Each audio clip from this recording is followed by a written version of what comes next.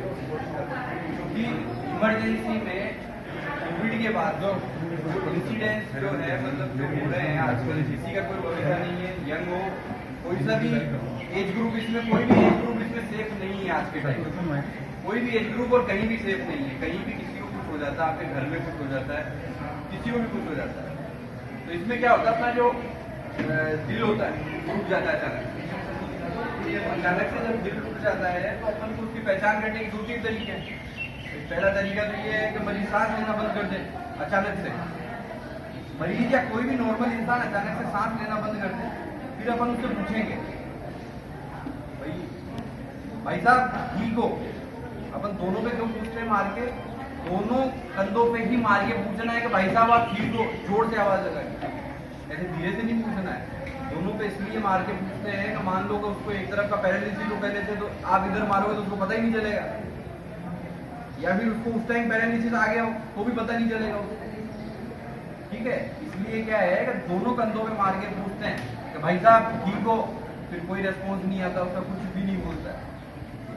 तो इसमें क्या होता है कि अपन देते हैं चेस्ट कंप्रेशन, चेस्ट जो होता है इसको कंप्रेस करते हैं। तो इसका तरीका ये होता है, तरीका तो मैं आपको बाद में बताऊंगा कि तरीका क्या है, ऐसा करते क्यों है पहले मैं वो बता देता हूँ आपको। आदमी अचानक से अगर सांस लेना बंद कर देता है या उसकी हृदय गति रुक जाती है तो भी अपने ब्लड में 8 मिनट तक ऑक्सीजन रहता है, 8 मिनट तक का ऑक्सीजन रहता है। कोई भी अपने यहाँ पर ऐसा सिस्टम नहीं है कि 8 मिनट में अपन हॉस्पिटल पहुंच जाए, कहीं भी नहीं है। तो सबसे बेटर क्या रहता है कि पास में प्रेजेंट रहता है और वो जो उसको पता होता है भाई सीपीआर कैसे देते हैं, वही सबसे बेटर काम करेगा ना। तो 8 मिनट में हॉस्पिटल तो पहुंचने से रहे। और ब्रेन की जो एक्टिविटी है ना वो 8 मिनट तक चालू रहती है। 8 मिनट में अगर ब्रेन को ऑक्सीजन मिलती रहेगी तो वो कोई दिक्कत आएगी नहीं। अब दूसरा रीजन इसका ये है कि जब अपन इसको दबाते हैं, मरीज का सांस लेना बंद हो गया, जब अपन इसको दबा रहे हैं तो एक नेगेटिव प्रेशर बनता है अंदर चेस्ट के अंदर। तो वो प्रेशर से क्या होता है कि वो सांस हवा अपने आप अंदर जाती है, हवा अपने आप अंदर जाती है, थोड़ा बहुत ऑक्सीजन वैसे और चला जाएगा। ठीक है, तो इसके 2 फायदे हैं कि 8 मिनट के अंदर एक तो आप हॉस्पिटल पहुंच नहीं सकते, और अगर आप कंप्रेशन कर रहे हो तो हो सकता है कि वो वापस जग जाए। अब होता क्या है कि एक तो दिल के सामने ये हड्डी है और एक पीछे है बैकबोन, कमर की जो हड्डी है वो है। ठीक है, तो इसमें क्या होता है कि इन दोनों के बीच में उसको दबाना पड़ता है, जो अपना दिल होता है उसको कंप्रेस करना पड़ता है। तो इससे क्या होता है कि दोनों के बीच में अपन जब दबाएंगे ना तो दोनों के बीच में आके अपन कंप्रेस होगा, तो हो सकता है उसकी एक्टिविटी वापस चालू हो जाए। ठीक है, तो ये तो मैंने आपको कारण बता दिया कि क्यों अपन ऐसा कर रहे हैं, क्यों सीपीआर अपन दे रहे हैं, जरूरी क्यों है। क्योंकि आसपास खेलते हुए कहीं भी, आजकल स्कूल्स में बच्चों में बहुत कॉमन हो गया है, कहीं भी खेल रहे हैं बच्चा कोई भी बेहोश हो गया, कुछ भी हो गया, कोई रनिंग कर रहा है, कोई इधर उधर काम कर, नॉर्मल घर में काम कर रहा है, इवन कोई सुबह बेड से उठा है ना तो भी उसको हार्ट अटैक आ सकता है। तो उस टाइम तक किसी को नहीं ध्यान रहता कि अपन ये हॉस्पिटल वो हॉस्पिटल ऐसा रहता है। ये अटैक कॉमन हो गई, डॉक्टर साहब बैठे गाड़ी में बैठे थे, लॉक किया और हार्ट अटैक आ गया। एक डॉक्टर साहब बैडमिंटन खेल के आए, अपने घर में बैठे रेस्ट कर रहे हैं तो हार्ट अटैक आ गया। तो रोज अपन अखबारों पढ़ रहे हैं, इसलिए ये अवेयरनेस हमें सबको होनी चाहिए था कि हम कुछ तो कर सके। 4 में से 1 आदमी को भी उन्हें बचा लिया तो ये अचीवमेंट कर लिया। ठीक है, और अब इसका प्रोसीजर पे अपन आ जाते हैं। तो इसका प्रोसीजर क्या है, प्रोसीजर मैंने आपको बता दिया पहले तो उससे पूछना है कि भाई साहब आप ठीक हो, भाई साहब का कोई रेस्पॉन्स नहीं है, भाई साहब ने कोई रेस्पॉन्स नहीं किया। दूसरी चीज ये देखनी है, एक बोलते हैं इसको, टर्म को बोलते हैं सीन सेफ्टी।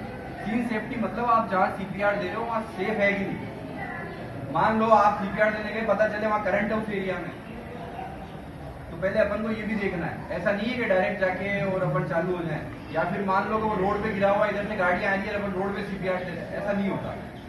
ठीक है, अपन को बिल्कुल अपनी सेफ्टी भी पहले देखनी है। ऐसा मतलब ये नहीं है कि अपन को मरीज को बचाना है, खाली अपनी सेफ्टी भी पहले जरूरी है। तो सीन सेफ्टी देख के और फिर ही अपन ये सिखाते हैं, मतलब ये सीपीआर देते हैं।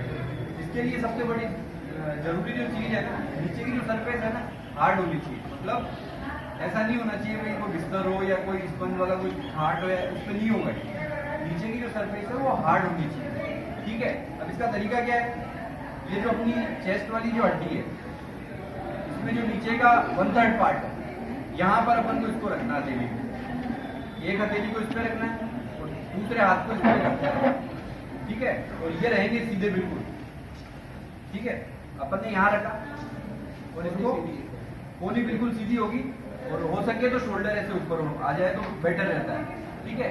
नहीं आए तो कैसे भी तो देना ही देना है एक बार तो CPR, ठीक है। तो इसमें कंप्रेशन अपन ऐसे देते हैं, ठीक है।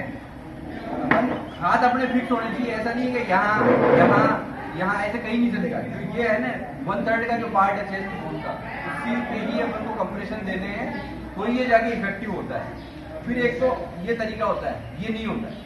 पूरा इसके कंप्रेशन को 2.5 सेंटीमीटर चाहिए होता है। 2.5 सेंटीमीटर तक जब कंप्रेस करोगे तभी जाके हार्ट है ना चालू होगा अपना, या ब्लड जो है वो पंप होना मतलब चालू रहेगा। 2.5 सेंटीमीटर तो इतने सही होगा। आपने कम्युनिकेशन बताया तो 2.5 इंच या 2.5 सेंटीमीटर 2.5 सेंटीमीटर इतना हो गया ना, इतना ही हो पाता है, इतना ही हो पाता है उसमें। जो अपन सोचते हैं इसका मतलब इससे ज्यादा कर दे तो रिप्स क्रैक होना शुरू हो जाती है, तो ये इतना ही होता है। लेकिन ये हार्ट जो इसके अब ऊपर आप- अपन देखते हैं से थोड़ा ज्यादा। हाँ, अभी आप इसमें करके देखोगे ना तब आपको पता चल जाएगा कितना होता है। ये एक्चुअल जो बॉडी होती है वैसा अपन ने बनाया हुआ है इसमें। जब आप करके देखोगे ना इसमें तब आपको पता चल वो जाएगा। उतना ही होगा। हाँ, मूवीज वगैरह में देखते हैं वो सहलाते हैं, पैर सहलाते हैं, इससे कुछ नहीं होता है। ऐसा अच्छा। नहीं है, पैर सहलाना, ऐसा सिर सहलाना, ऐसे सहलाना, ऐसे कुछ नहीं होता है। जो प्रॉपर तरीका है वो अपने को पूरी ताकत से जोर लगाना है। बराबर। ठीक है। और फिर इसको 1 मिनट में कम से कम 120 बार करना है। 1 मिनट में 120 बार बहुत फुर्ती से करना है। बहुत फुर्ती से करना है, उसको काउंट करना है 30 तक। अच्छा 30 तक काउंट करना है। अगर कोई दूसरा सामने एक जना साथ और हो तो उसको सांस भी देना है। अच्छा सांस कैसे देते हैं? नाक बंद करके और मुंह में फूंक मारनी है, ठीक है। सांस भी देना है इसको साथ के साथ।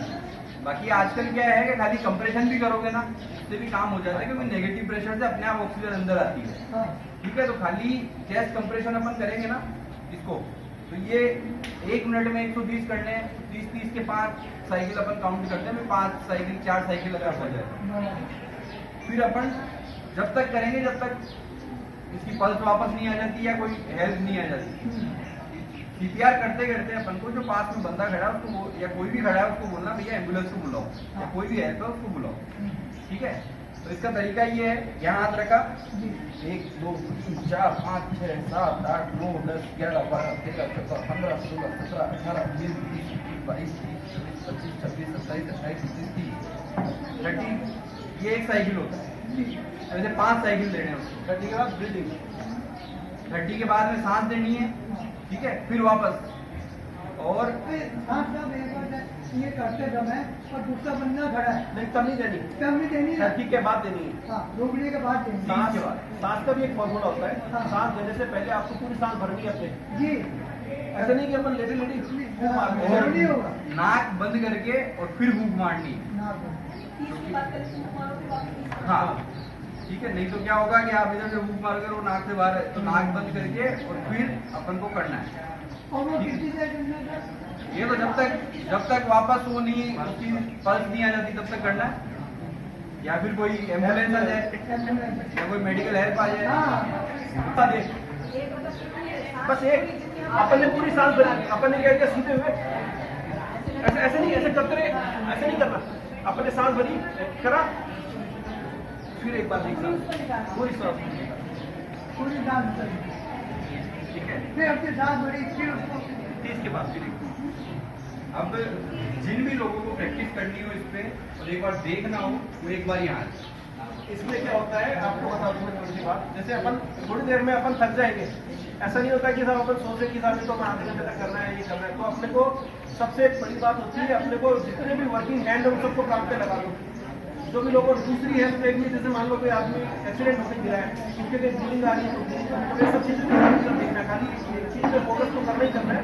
जितने लोग हैं सबको काम पे लगा दो, किसी को एम्बुलेंस के लिए लगा दो, किसी को आसपास के लोगों को इकट्ठा करने के लिए लगा दो, किसी को ट्रैफिक मैनेज करने के लिए लगा दो, कोई ड्रोनिंग हो रही तो तैर के बचाने वाले लगा दो, सबको हेल्प। जितने ज्यादा लोग हेल्प करेंगे, भले अनस्किल्ड लोग हो, कम योग्य लोग हो, लेकिन अगर ज्यादा लोग मदद करेंगे तो अपना काम आसान होगा। कारण क्या है, आपके इसमें चाहिए होती है इसमें बहुत ज़्यादा एक्टिविटी है ना। तो ये एक्टिविटी में बहुत मतलब अभी करके देखेंगे ना तो पता लगेगा कि वो देखने में इजी लगती है।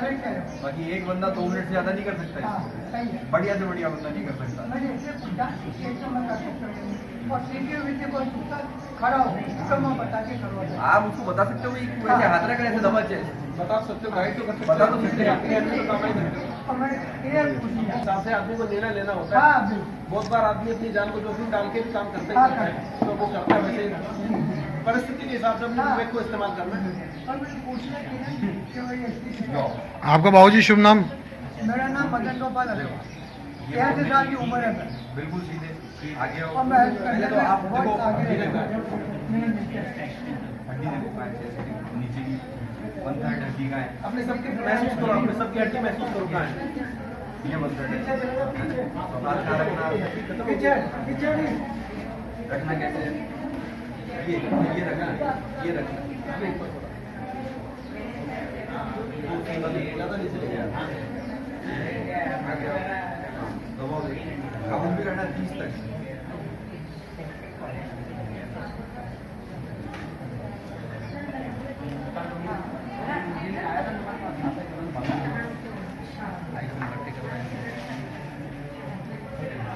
ठीक है, अब ये करा, ठीक है, नाक बंद किया और फिर सांस लेना है 30 के बाद।